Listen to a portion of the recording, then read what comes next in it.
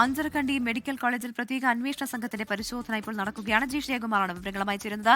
അജീഷ്, പ്രത്യേക അന്വേഷണ സംഘം ഇന്നാണ് കോളേജിലെത്തി കൂടുതൽ അന്വേഷണത്തിലേക്കും ഒപ്പം തന്നെ തെളിവ് ശേഖരണത്തിലേക്കും ഒക്കെ കടക്കുന്നത്. ഇന്നിപ്പോൾ മൊഴിയെടുപ്പ് ഉൾപ്പെടെയാണോ നടത്തുക? എന്തൊക്കെയാണ് വിവരങ്ങൾ?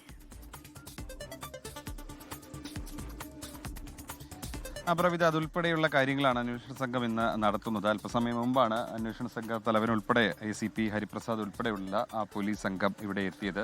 പ്രിൻസിപ്പലിന്റെയും വിദ്യാർത്ഥികളുടെ അടക്കം മൊഴി രേഖപ്പെടുത്തുകയാണ് ഏറ്റവും പ്രധാനപ്പെട്ട കാര്യം. അതുകൂടാതെ ഈ നിതിൻ രാജ് താമസിച്ചിരുന്ന ഹോസ്റ്റൽ, അവിടെയും പോലീസ് സംഘം പരിശോധന നടത്തും.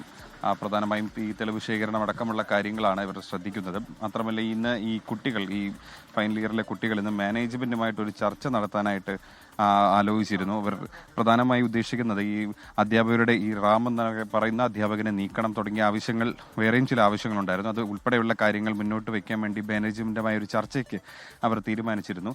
പക്ഷേ മാനേജ്മെന്റിന്റെ ഉന്നത തലത്തിൽ നിന്ന് ആരും വരാത്തത് കൊണ്ട് തന്നെ ആ ചർച്ച നടന്നിട്ടില്ല. എന്തായാലും ഈ പ്രിൻസിപ്പലിനോട് അടക്കം വിദ്യാർത്ഥി പ്രതിനിധികൾ അവർ ആവശ്യപ്പെട്ടിട്ടുണ്ട്. മാനേജ്മെന്റിന്റെ ഉന്നത തലത്തിൽ നിന്നുള്ള അവരുമായി സംസാരിക്കണം, അല്ലാതെ ഈ പ്രതിഷേധമായി മുന്നോട്ട് പോകും എന്നുള്ളതാണ് അവരുടെ ഒരു നിലപാട്.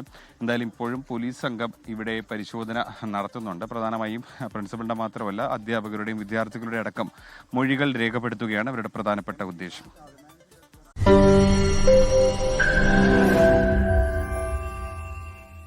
ലോകത്തെവിടെയായാലും ഏത് സമയത്തും 24 വാർത്തകളും ഓഗ്മെന്റഡ് റിയാലിറ്റി പാക്കേജുകളും എക്സ്പ്ലെയിനറുകളും വിശദമായി കാണാൻ ഞങ്ങളുടെ യൂട്യൂബ് ചാനൽ നിങ്ങൾക്ക് സബ്സ്ക്രൈബ് ചെയ്യാം.